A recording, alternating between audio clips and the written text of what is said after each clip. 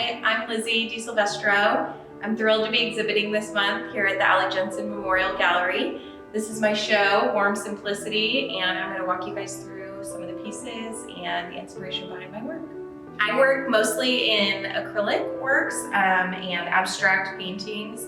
I do work in some mixed media, some textiles, some grease pencil, graphite on occasion. But for the most part, I am an acrylic abstract painter. And this is the first piece in my show titled Bite My Tongue. A major part of my practice is trying to decrease the amount of waste that I create. So this piece is actually recycled canvas from a previous collection. The title still felt honest to me and still felt appropriate. This was specifically about kind of the ideas and the words, the sayings, phrases, thoughts that we filter down through our mind that maybe don't make it out into the world, whether or not we feel we can't say it, we shouldn't say it, that it's not appropriate to say. I think as a woman, I especially feel filtered sometimes by society or just social mores, upbringing, what have you.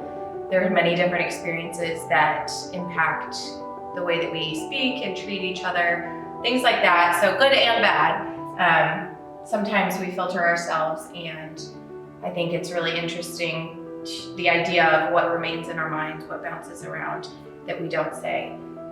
And most of my work is an abstraction of my experiences, an abstraction of my emotions, and it usually centers around an idea of contentedness. So trying to remain happy and peaceful with where I'm at, my surroundings, what's happening in my life, in the world, things like that. Just finding joy in the ordinary parts of life. I think a lot of times we overlook the simple in-between times. It's easy to be happy when things are going great, and you understand sadness when things are going wrong, but how can we find joy and peace in those moments still? So that's a major force behind my work, is joy, contentedness, just finding enjoyment in the everyday parts of life. This piece is titled Gotta Love Family Time. I'll be honest, the titles of my work don't always make sense. They may not read to you how the piece reads. Usually it's just kind of a snap judgment that I make. I don't read too much into it. I like to let the interpretation of the piece be more up to the viewer. I have ideas and things that I'm working through when I create the piece, but like I said, that doesn't always present on the canvas the same way it would to someone else. But this piece is a great example of how I work in other media in my work. Here I've got, this is actually really thick paper used for framing that I have adhered to the canvas to add an extra layer of texture, interest. And then there's spray paint mixed in here with the acrylic. And then I've got actual canvas, raw canvas that I adhere to a lot of my pieces as well. This is important to me because I love anything that is unexpected, anything that adds more interest, breaks the barrier of, what a traditional painting should be. I also admire any time that I see something unexpected, something that makes you wonder how they did it, or makes you want to touch the painting. I love that tactile nature of texture. So that's something that's interesting to me when I create a piece, how far I can take it, especially because I keep a really limited color palette. So I like to add interest in other ways and see how else I can push myself, what I can say, while staying true to that neutral, calming, soothing color palette that I enjoy so much of. And this piece is a newer piece for me, something that I've been working on for a few months. I would kind of work on it, come back to it, work on it, come back to it. A lot of my process is like that. I don't usually sit down and complete one piece in a day. It's a lot of layering, a lot of adding and reworking. I think to me it's much more interesting to start with a piece already in progress rather than a completely blank canvas. That can be very intimidating for obvious reasons, but it goes back to my practice of not wasting anything. So I love to work with what I already have, work with what I've got, and that just feels really honest with the mission behind my work as well. And you can see here, I started with more of a neutral white, but still a lot of good texture. And then also added in a lot of contrast, really gestural strokes. I like to be really expressive with my brush strokes and show a lot of emotion that way. And then layered on top some of the burlap and raw canvas. Fiber art is another major interest in my life. I've always been interested in fabrics and yarn, textiles, anything tactile, like I mentioned, since I was a little girl. And my mom is also a quilter. My grandma was a major knitter, so I spent a lot of time with them growing up in the craft stores and fabric stores. Really interested in fashion. So to this day, those are major interests of mine, and I love any time that I can combine the two, my love of fiber art and painting. And it also is kind of a reminder to me of the women that helped shape my artistic journey. Family is a really grounding force for me and a major source of joy and contentment. So this is always kind of a nice icing on the cake, nice ending addition to any piece when I can layer that on top. This piece is a great example of when I work large, a lot of times it brings in new styles, new facets to my work. There's something about a larger scale canvas that you have more room to play, but at the same time, you don't want to be saying too many things. You want everything to draw in together. You don't want anything to feel like an afterthought. But I do like to take a little bit more risk on this scale because I just have more room to play in general. So you can tell here I've worked in more color than I traditionally use. Anytime that I do use color, I find I kind of gravitate towards blue, really rich blues. This is a nice Prussian blue. I love Payne's gray. Any sort of warmer neutral tones as well. Here I've worked in kind of a blush tone, and then I've layered on top the textiles, as I mentioned, leaving some of these loose strands hanging down. I think that's really interesting to not have those secured to the canvas. And then I've worked also with some grease pencil down here, just making some really gestural, honest, kind of childlike motions with that almost. Yeah, anything that adds more texture, more interest. These almost feel to me like thoughts throughout the day, you know, things that come up. My mind is always racing. I think I always say that I'm a neutral magpie with a colorful personality. I'm outspoken, I'm blunt, I'm anxious, I'm neurotic. My mind is always going a million miles a minute. So I think to me, this feels almost like my mind. And, this part up here, this more soothing, neutral area is probably where I would like my mind to be, but realistically down here is kind of where I'm at. So the title of this piece, Working on It, is just proves that we're all evolving, we're always working on things, trying to better ourselves. But yeah, I think that's why I'm drawn to a neutral color palette, because I think it illustrates how I want my mind to be. I wish I could be maybe a little bit more calm or soothing or, what have you, but the grass isn't always greener. So I know that my mind is beautiful and it fuels my art and things like this. So sometimes you just have to illustrate it and get it out onto a canvas and really appreciate it that way. And this piece, another really large scale canvas, this is 48 by 60. This is called Life Keeps Moving. This was made at a time when, again, recently, we've all been going through a lot. We've all been pushing ourselves to the limit, seeing just how flexible we can really be.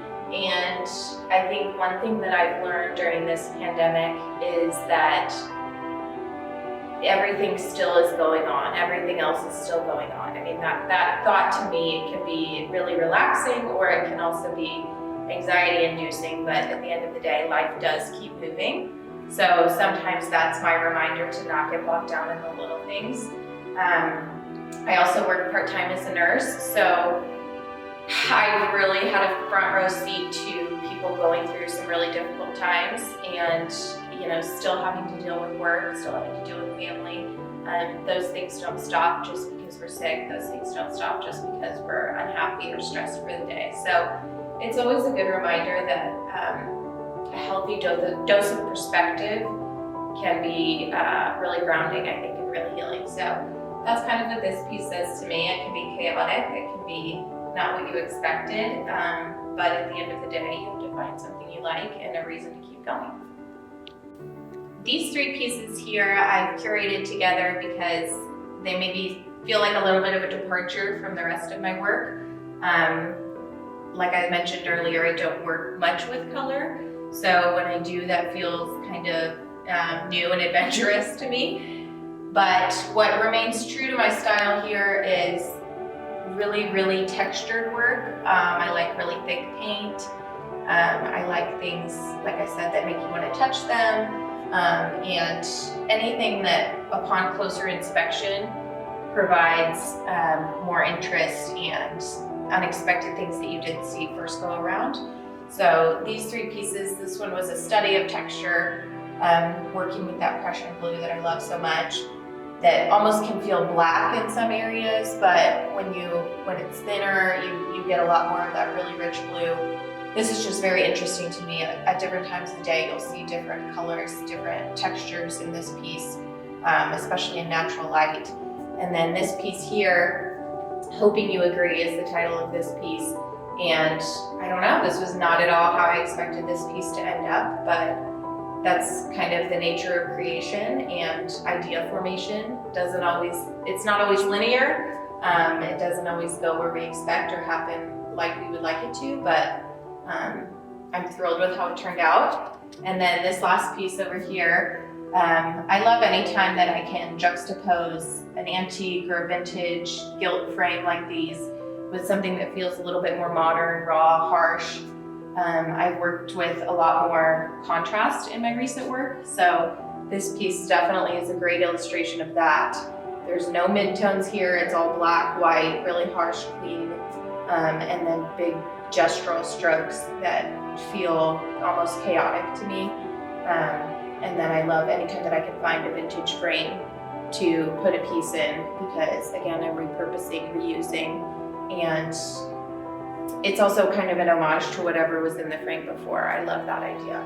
So yeah. And these three pieces that I curated here together, these are some of my earlier works from 2019. This is a time when I was using a lot of midtones, a lot of grays, warm beiges, things like that, and just really sweeping motions with my brush strokes. These feel very calm to me, almost dreamlike. And then I've paired these two with a piece here in the middle called Intuition. And this just feels to me almost like when you need to trust your gut, you've got that intuition, and how difficult that can be, but sometimes you just, I don't know, something takes over and you just feel, no, this is right, or no, this is wrong. And I think there's a lot of power in that, and we need to be better about listening to ourselves and our body and mind's way of telling us when something is good or bad for us. Yeah, so a little bit more of a contrasted piece with some soothing, calm pieces, and this may be when we're overthinking or our mind isn't doing too much at all, and then this is kind of the antithesis of that, those gut reactions. But yeah, I think these three pair well together, and I love the way that they show together. Again, using some of the unexpected textures that I love to work in. This one actually has pumice, ground pumice stone in these two, and then some grease pencil in these as well. So these are two of my cloud paintings. This is a style I have kind of come to a little bit be known for.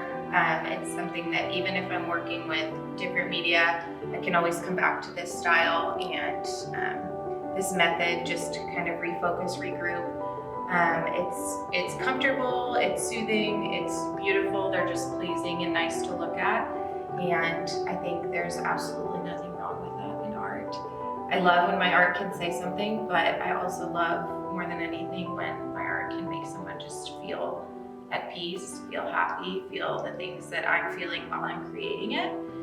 And this style definitely illustrates that to me. It's mostly white paint, which I think is kind of unexpected. And then I work with raw umber, which is one of my absolute favorite paints, because as you dilute it with more white paint, you get kind of hints of gray, blue, on occasion some purples. So I think it's a really fascinating color, and it's something that I will always find a place for in my work. But yeah, I think the clouds pair really well with this piece here, Day Off, which is another recycled canvas, something that I painted over an existing painting, and then I've added more and more texture, more layers to it. This is, I've done some experimentation with the textiles here. I love these harsh lines, the scratchiness here, mixed with the smoothness of the white, and again, some of those sweeping motions that are common in a lot of my work. This one feels a little bit more soothing, but still kind of illustrates that drive that we all have to be productive, even on our days off, which is something we could all do with a little bit less of, maybe giving ourselves some grace, giving ourselves some peace when we need it the most. And I think that's something that we would all benefit from in society as a whole. So these three pieces here speak to each other definitely based off of the color alone, but it's interesting to me because this piece feels very calming, transcendent, sky-like almost. We have kind of a bird shape almost here that happened with the brush stroke that's interesting. And then these two pieces down here feel a little bit more graphic, a lot more contrast. And these two pieces are named Caffeine 2 and Caffeine 3. A lot of my work focuses on things that bring me contentment and illustrating that idea, but also exploring things that pull me away from that state of contentment. And caffeine, I think, gives us the energy, but it can also be very neurotic, neuroses inducing, sometimes makes you jittery, things like that. Not necessarily saying that caffeine is a bad thing in my life, but that title, I think, illustrates that feeling to me, and that drive, that need to constantly be producing, be doing something, being productive, and that's not always a great thing. But like I mentioned earlier, that's kind of just the way that my mind goes. And for me, it is a really big driving force, and it can be a very positive thing in my life. So these two are kind of illustrating the good and the bad of that mindset, and our constant need to be go, go, go, especially here in America. One of the major reasons I was thrilled to exhibit here with Oklahomans for Equality is that I've always grown up in a family where I was taught, everyone should be equal, we should love everyone, appreciate everyone. But I think I kind of took that ideal for granted until I reached adulthood, and until we start examining those things more closely, what that really means for other people, and how different my life can be from other people, how different it has been, especially just as a white woman in today's society. Growing up, my life has been traditionally easier than others, and more than anything, just different. So I think recognizing that and pointing that out, staying aware of that is really important to me. And I do best with constant reminders, constantly immersing myself in other people's experiences.